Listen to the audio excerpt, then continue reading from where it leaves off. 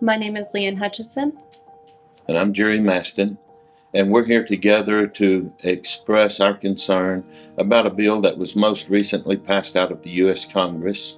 It's called the Equality Act, but as Leanne explains, it's not. You might say that this act actually makes some people more equal than others.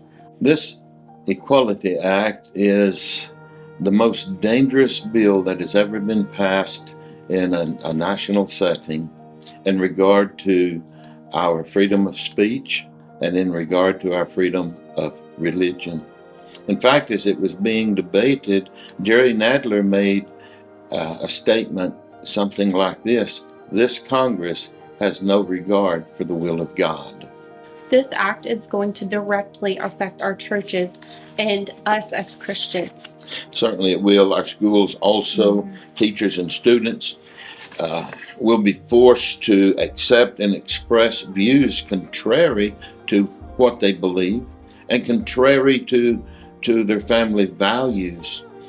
It will be the same with healthcare workers, doctors and nurses who will be forced to conduct abortions, even to the final hour, even to what is described and we have been aware for many years is the mutilation of unborn children.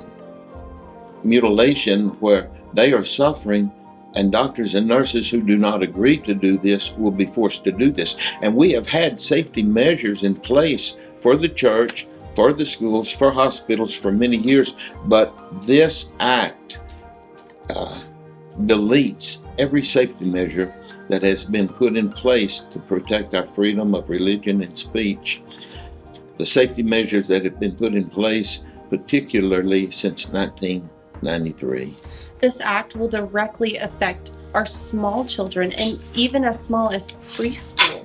And the teachers are going to have to put aside their own values and their own faith and teach preschoolers about transgender and different pronouns and sex education.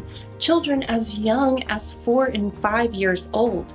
The government is trying to take the place of the parent when it comes to sex education and teaching our children what we want them to know about our values as Christians. But it will cause teachers and pastors, business leaders to be forced to accept and even to embrace these concepts, knowing the harm that it will be imputing upon those who we have always been responsible to encourage to do what is right in order to build on a strong faith and a strong future. Our politicians like to play identity politics, and this is exactly what this bill is. This is not the Equality Act. This is the Conformity Act. America was founded on Christian values and on freedom of religion and freedom of belief, and it's the only place in the world where we can think differently than one another and still be respected. But this act is the first step to take that and rip that freedom away from us. This bill will allow people to bring lawsuits to the schools against teachers, individuals, against businessmen, against medical staff who want to embrace their faith and conviction, against pastors and against churches. It would allow lawsuits that could destroy any entity. It will allow litigation, prosecution. It's a persecution basically against faith and against the church. And it's a persecution that will lead to prosecution.